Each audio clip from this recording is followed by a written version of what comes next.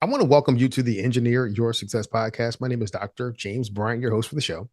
This podcast provides tools, tips, and techniques to help you achieve success both in business and in life. It is my pleasure to guide you in your journey of designing and living a life where you are winning at work and at home. And I hope that you are having a great week. Well, today we're going to be talking about a topic that I think is very relevant to our podcast listening audience. Are you familiar with feeling like you've been put into a container because you act a certain way? This is the way you're expected to act. Well, today we're going to learn how can you break through those boxes. And we have a very special guest and an expert to talk about breaking boxes. Uh, Betsy, will you please introduce yourself to our podcast audience? James, thank you for allowing me to be here on your podcast today. I really enjoy listening to your episodes. I am a highly curious person who is always looking to grow, explore, and come up with new ideas, meet new people, put myself in new situations, get myself outside of boxes that I typically find myself in. But to pay the bills, I am in real estate. I have a real estate brokerage, a property management company. I have a real estate school. I own a title company. And most passionately for me is the nonprofit I started in 2018 to help provide more affordable housing to families in our community. In your book, Breaking Boxes, it discusses various invisible boxes that we find ourselves in throughout life. So, can you share some specific experience that made you aware of these boxes and what inspired you to write a book on this topic? Sure. Let me take the second question first. What inspired me to write the book was I am currently 55 years of age. In my late 40s, maybe 47-ish, I felt like I had checked off all the boxes in terms of what it meant to be successful and Yeah. have a fulfilling life. Great businesses, a wonderful family, a great support system. On paper, it looked great. Yeah. But I found myself not fulfilled. Mhm. Honestly, it took me a couple years to even admit that to myself because I struggled internally. How do I have the right to even say that out loud? I'm so blessed in so many ways that I felt like I have to be happy because this Yeah. is what society tells you. This is what success looks like. This is what happiness looks like. But I wasn't happy. I remember scrolling through the internet one day in this time of turmoil, and I came across a picture of this girl. I don't know if you can see it. No, it's definitely. So it's a picture of a girl. She's about 4 years old. She's in a one-piece bathing suit. Her arms and legs are spread out as wide as can be on this plush green grass. She's looking up at the sky, and rain is pouring down on her face. And she has this smile of pure, unbridled joy. Yeah. And I felt so drawn to her. I printed out the photo. I made it my screensaver at work, on my computers, on my phone.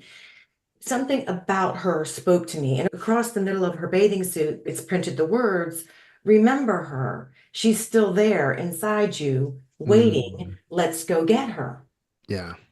About a year later, I live in Florida. We have hurricanes in Florida, and we were hunkering down for a hurricane. I always have projects for hurricanes because the electricity goes out and you have to have something to do. During this particular hurricane, my project was to put photos that I had accumulated in boxes over the years into photo albums. I'm putting them in the photo albums, and I get to the bottom and I put the photo boxes in the trash. And as I put the last photo box in the trash, I noticed there's a photo face down. And I pull out the photo and I can't see it because it's dark. I take it over to the candle that's lit. I look at the picture and I was like, oh my gosh. And I run with the candle to my home office next to the picture that I have. I look back at the picture I'm holding. It's a picture of a little girl in her favorite red striped one-piece bathing suit Oh, in wow. the ocean, standing about 3 feet in front of her father. And she's looking like she's plunging towards a wave. And her Yeah. smile is pure, unbridled joy. Hmm. On the bottom of that photograph, it's faded black handwriting of my mother's that says Oh, Betsy, age 4. oh, wow. And I said, it was like a bolt of lightning, not from the hurricane outside, Yeah. went through me because it was like this was the disconnect. Mm, Somehow I had lost my way. How do I find my way back? Through a long journey of journaling, therapy, meditation, yoga, bioenergetic, so many different things I did over several years. I saw this common theme of feeling when I felt most not me and most away from this 4-year-old girl was when I was felt that I was in a box. Throughout my life, different boxes, whether it's your family of origin puts you in, your religion, your industry, your gender, the roles you play in society. And I wasn't recognizing that I had options. And not all boxes are bad. I mean, some boxes are great for your whole lifetime. I love being in the mom box. I chose that willingly. I will never trade my place in the mom box. But there's other boxes that I personally felt like I long overstayed my welcome. Okay. And so it was just through that journey, journaling and recognizing this common theme was the inspiration to write the book. Because I thought if I'm going through this, my goal for the book was not, everyone thought when I was writing a book that I'm writing it on real estate and how to build a real estate Yeah. empire. Yeah. It's not a lead gen book. I'm not trying to sell real estate. My goal was if I could help one person see their life or an aspect of their life in a different way that improved their life, then the effort was worth it. That's an amazing story. And it brings to mind what happened to the little child that was joyful and playful, full of joy about life, and Yeah. wasn't concerned about what other people thought or expectations, just Yeah. happy. Yeah. That's what it reminds me of. And Mm. then when I hear you talk about boxes, you had mentioned that you had checked off all of the boxes in terms of the things that were supposed to make you happy or were supposed Mhm. to define success. You get to define success. You don't have to let society or other people define success for you. Mhm. For me personally, it's living an authentic life, Hmm.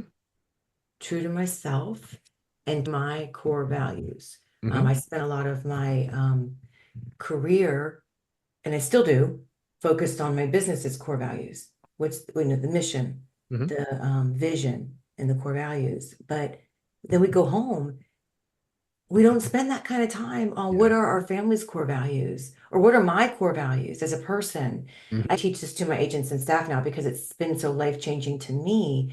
And a lot of people, especially the newer agents, are like, well, I don't know what my core values are. And I said, okay. I said, let's start. Take a look at your calendar, take a look Hmm. at your checkbook, or right now it's Venmo and PayPal. How do you spend your time and money? Now, you may Hmm. not like what you see, but those are your values right now. Yeah. And if you're not feeling happy, there's probably a disconnect between how you're spending your time and money and what you truly believe or what your true core values are. And let's Hmm. figure out how we can get away for greater authenticity and getting you into a life of living out those core values on a day-to-day, minute-by-minute basis. No, I absolutely agree. When you think about breaking out of societal or self-imposed boxes, that can be challenging for people. Sometimes it can be overwhelming Yeah. just to think about how do I break out of this box? I guess first, and you talk about this in your book, you have to be aware that there is a Mhm. box. So Yeah. there's a level of self-awareness there. But based on your experiences, your research, and the things that you were putting together to write the book, what are some of the biggest obstacles that people face when they're Mhm. trying to break free from these constraints? I think the biggest obstacle we all face Hmm. is fear. For me, it's been fear of loss. So, loss of a primary relationship, whether it's platonic, Hmm. romantic, familial, or fear of financial security. One of the biggest boxes I broke out of years ago, and it doesn't sound big, but it was, um, to me, it was like almost like life or death because in my family, the expectation was you're going to be a physician. Your Ah, dad was a okay. physician, your twin sister's a physician, your older sister's a physician. They married physicians. That's what we do in our family. And, I was so conflicted and I felt so it was interesting now looking back, three Yeah. decades later, I got good grades. I didn't do drugs. I didn't drink. I was at a great school. And so when I finally told and my parents were disappointed. Hmm.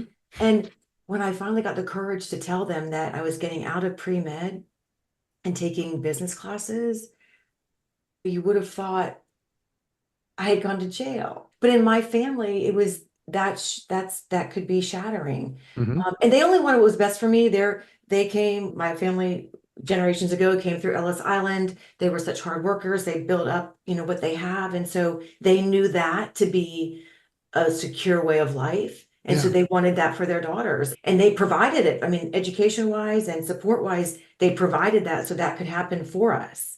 So it was out of love that they did that. But from the time that I was a little girl, I was an entrepreneur. I had no desire to be a physician. And even then, when I told them this decision, they were not happy. And then at the end of college, that I wasn't going to business school. The model in medicine, you go right into medical school. Hmm. Well, then I had to tell them, I'm not going to go get a graduate degree right now. I'm going to go work for 2 years and then go back and get a Yeah. graduate degree. And that was another obstacle because that wasn't their model. And they thought they said, you're never going to go back to school once you get out in the real world. You're never going to want to get educated. I felt like a failure. Mm. It was a huge decision for me to make. Um, and now they're they're obviously fine with the Yeah. decision, but it did take some time. And it was just an invisible box that I felt very much confined in. I had grown up working in the hospital system. I got a business degree in marketing, which was my true passion, and in healthcare management. Management. And I went into healthcare. My first Yeah. career was a decade in pharmaceutical marketing, I think subconsciously to placate that desire of them wanting me to be in healthcare. It was Okay. only after a life change. I got a divorce when my girls were 1 and 2. I Okay. thought, this is a time when I can reinvent myself and truly do what I want to do. And that's when And I got into real estate. what was the event that pushed you over the edge to say that I have to totally break out of this box Yeah. and do something fulfilling to me? What happened was I was in Philadelphia, Hmm. and when I found myself suddenly single, I knew I needed familial support to raise my girls. So we moved home to Okay. Gainesville. I moved into my childhood bedroom, and for Oh. 6 months I was there. My parents were incredibly supportive of me and my girls. Hmm. And I had a lot of time to think, what do I want to do next? There's no strong pharmaceutical industry in Florida, so I had to find something. And my plan B was to go back into that healthcare system and go into marketing. Hmm. But I said, you know what? While I was at Wharton in Philadelphia, one of the Hmm. classes I got to take was gutting row homes and rebuilding them for at-risk families and Hmm. getting to see the impact that housing can make on the trajectory of a family. Always never left my mind. And I thought, wow, if I can make an impact doing something that I love, wouldn't that be phenomenal? I always thought that was something people say, but not really, you Yeah. couldn't really do that. I gave myself 2 years. I said, I got 2 years, give it a try. If I like it and I succeed, I'll stay in it. If not, I'll go back into the healthcare system. Fortunately, I was very blessed and doors opened and the community embraced me. I was able to stay in real estate. Oh, that is an awesome story. There are people listening that may feel confined by a box or several boxes. Mhm. What what's some pieces of advice that you would give them to help them start breaking free to live the life that they want? Well, like you had said earlier, the key thing is awareness. And for me, that was even, I had to take a step back because to become aware, you have to feel. I had actually, I grew up in a home where feelings weren't really talked about. It was Okay. all thinking, and Yeah. it was what do you think about? What do the facts tell you? But feelings were relayed to me as being very unreliable and fleeting, and you Hmm. don't make decisions based on feelings. And so I really was cut off from how I physically and mentally felt about things. And so that's why I think I lived in boxes way too long. So getting in touch with feelings, and that's a whole process in and of itself. I remember when I went to therapy the first day, she's like, okay, how do you feel? And I said, I feel great. She's like, what other feelings do you experience sometimes? At first, I didn't understand what she was saying. She said, good or bad. I said, yeah, I either feel good or I feel bad. And she's like, give me some other adjectives. I Oh didn't wow. even have the vocabulary to describe other emotions that I felt.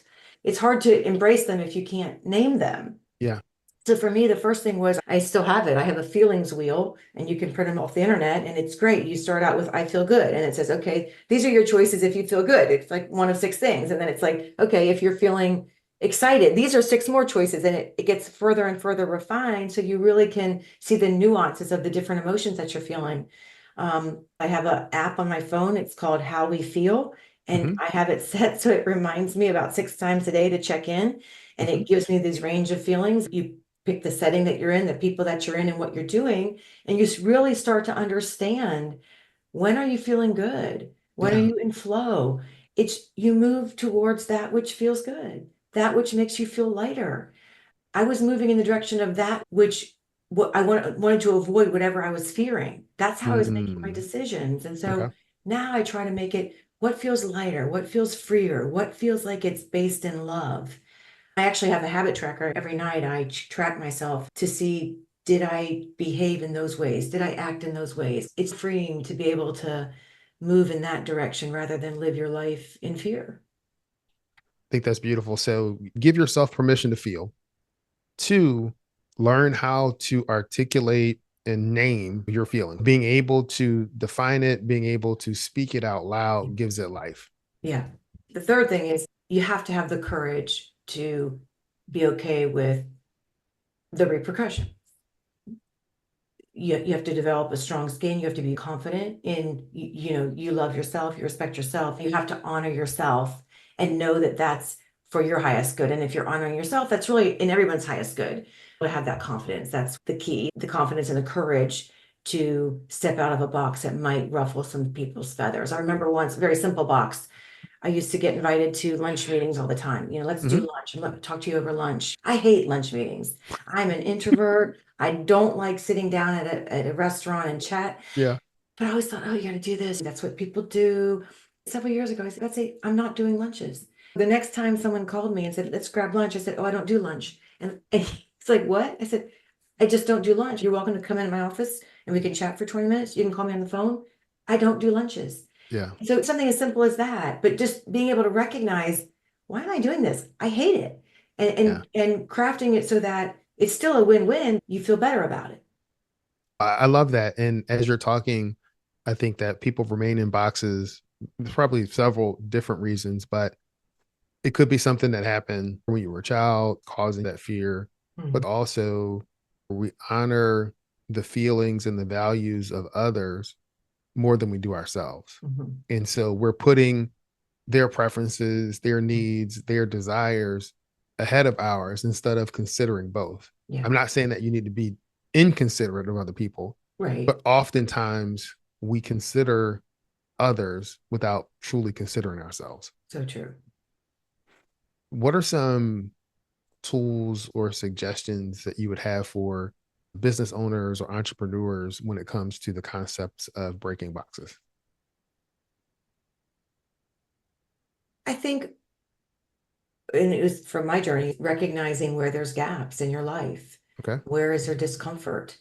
What aren't you, you know, sounds morbid, but it's not. At the end of every day, and sometimes throughout the day, I ask myself, this could be the last day I'm here. Am I living? If this was my last day, is this an okay last day?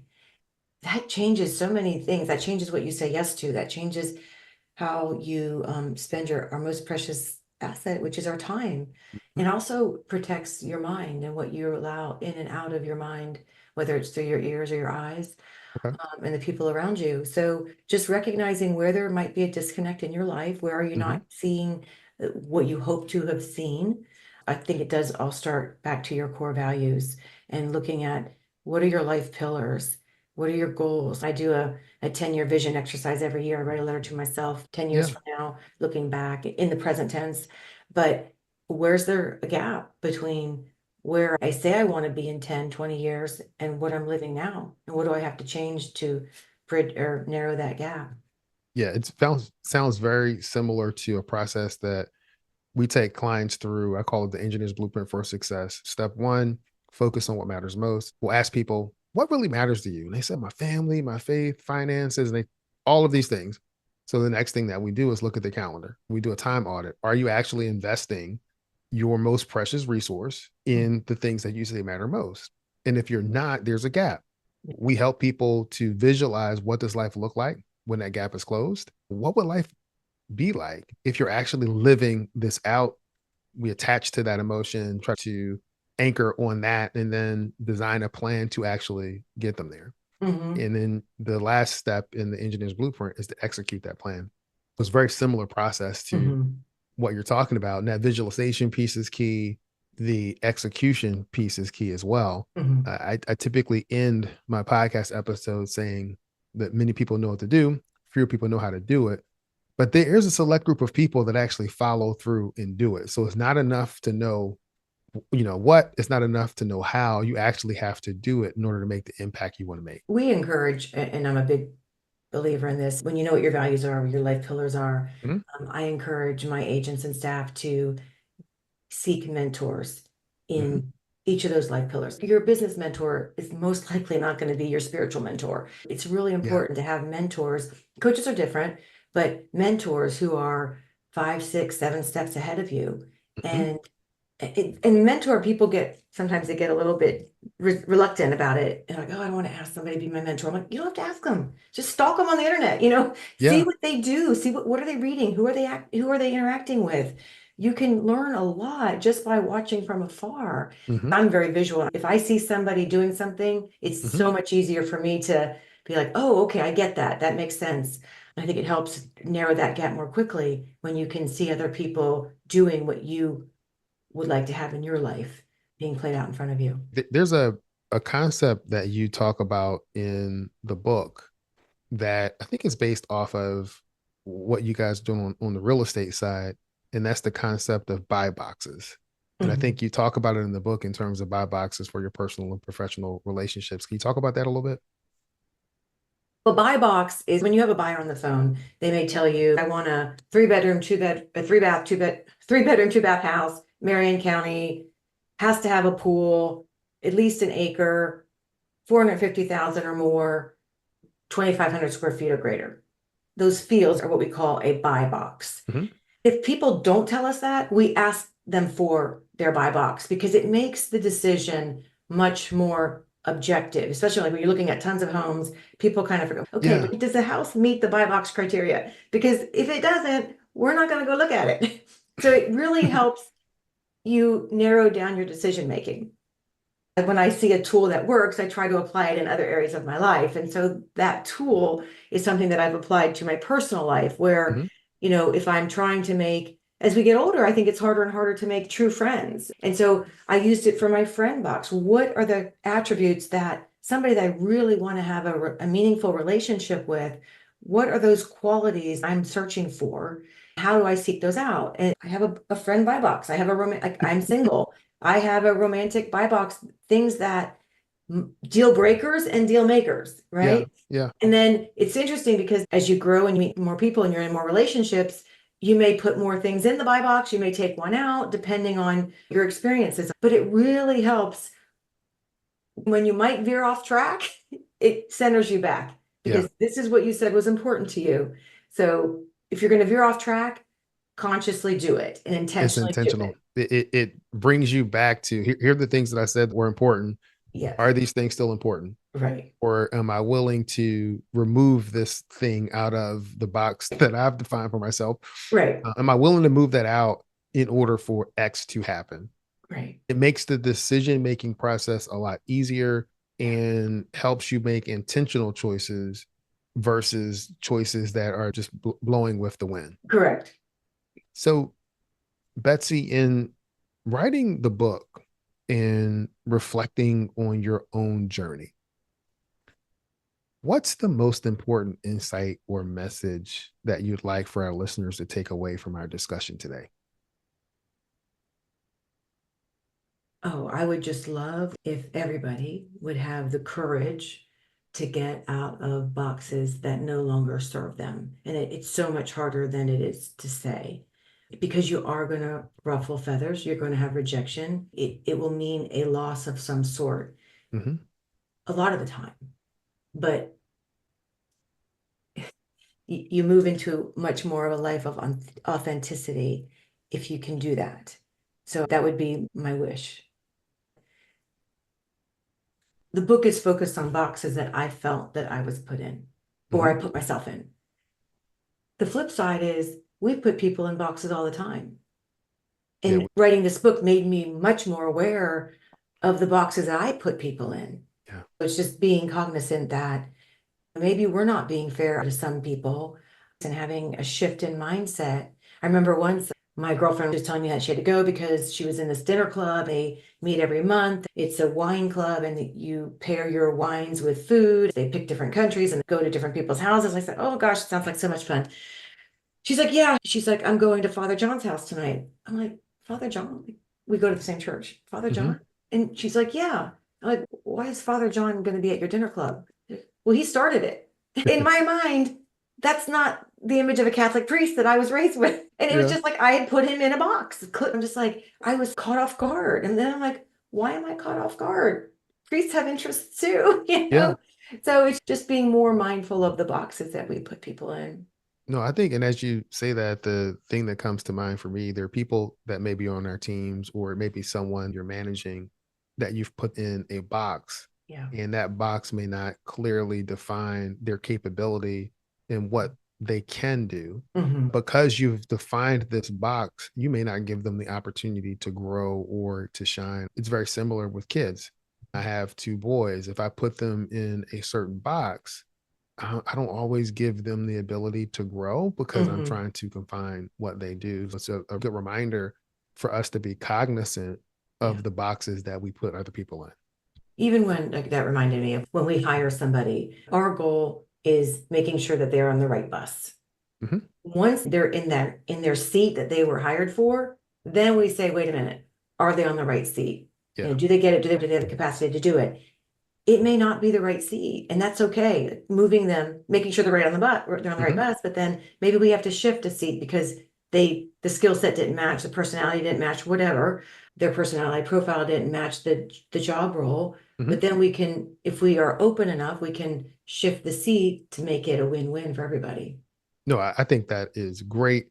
And so, Betsy, I'm also going to now kind of turn the tables and give you the opportunity to ask me some questions.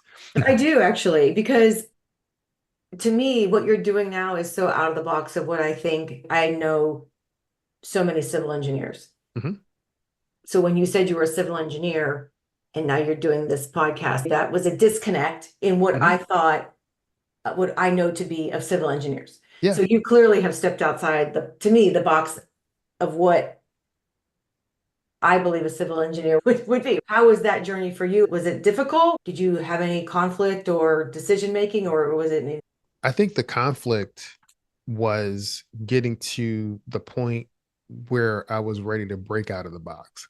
In terms of a typical engineer, we're analytical, think things through. We want a lot of detail in the numbers. There is this misconception that engineers are not good communicators. Or what I like to say is that engineers are great communicators to other engineers. It's when they have to communicate to people outside of their specialty that some challenges arise. But I think that's just about for anybody in any profession where they are more comfortable speaking to people that know their language, that know their acronyms. So for me, it was I was working as a civil engineer. I had started my coaching company. And this is before I started doing things full time. I started coaching on the side, and I got more joy and fulfillment coaching and helping people uh, design and live a life where they could win at work and at home than I did doing my engineering role. Mhm. And when that happened, it was an interesting time in life because I could have continued to do my job and did this on the side and not give 100% to the job, Mhm. but nobody would have ever known Mhm. except me. Yeah. But because I was the person that would know, I couldn't be in integrity with myself Mhm. and stay there. So that's when I had conversations with my wife about what I wanted to do and what I wanted to build and where I wanted to go. She graciously agreed. For the past 2 years, I've been doing executive coaching, leadership development, and consulting full time. Nice. Love it. And was that modeled for you living in that integrity space where did somebody model that for you when you were younger? I You knew would that say that was. my parents modeled a few things for me. One was integrity, and the other was work ethic. Mhm. My mother was a pastor. My father was a metal worker. He welded metal on the side of 18-wheeler trucks, and he also had his own auto body shop. I often tell the story that my dad was an entrepreneur before I knew what entrepreneurship was. I never gave him credit for being an entrepreneur Oh. because what he was doing was just trying to make ends meet. He Yeah. he was good at what he did. He had his side business. I looked at both of them walking in integrity, being a person of their word and the work ethic. My father worked all the time and did everything he could to support us as a family. Mhm. What do you feel like is the biggest box you've ever been put in that made you uncomfortable? Oh, the biggest box that I've ever been put in is because I am 6'4", close to 300 pounds. I'm always looked at as a sports person, football Yeah. player, basketball player. It's not as much now as I'm older, but when I was younger, people would try to put me in that box. I had a coworker, someone that I was going to be working with, and this was like 20 years ago. And they look at me and they say, it's going to be hard for me to take you seriously because you're the same age as my son. So she put me in this age box or my usefulness based on age. And so I had to overcome those things. Mm-hmm. Okay, last question. What is a box that you commonly put people in? Is the useful, useless box based on their conversations. Like, this conversation is not going to be beneficial to me. So I'm not paying attention. I'm turning off. Or this conversation I can add value to and benefit from. Let's have the conversation. But I'm very quick to compartmentalize. Mm-hmm. Maybe that's the box that I put people Mm-hmm. in conversations. Is it something that I can add value to? Is it something that I can get value from? Is it mutually beneficial?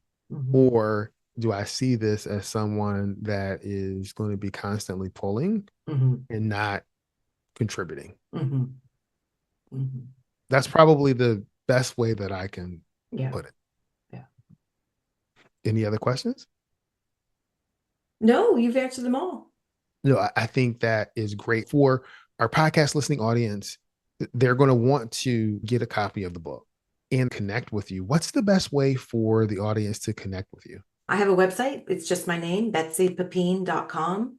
There you can sign up for a free newsletter. My social handles are on there. I'm on Facebook, Instagram, TikTok, LinkedIn. The book will be available September 23rd through Amazon, Audible, and all major bookstores. Okay. All right. So, Betsy, I am going to end this podcast episode like I end every podcast episode of the Engineer Your Success podcast. And that's this: many people know what to do, fewer people know how to do it. And there's a select group of people that actually follow through, do it, that enables them to live the life of their dreams. And Betsy, I want to thank you for being part of that select few and for writing a book to help others join you as well. Well, thank you for having me.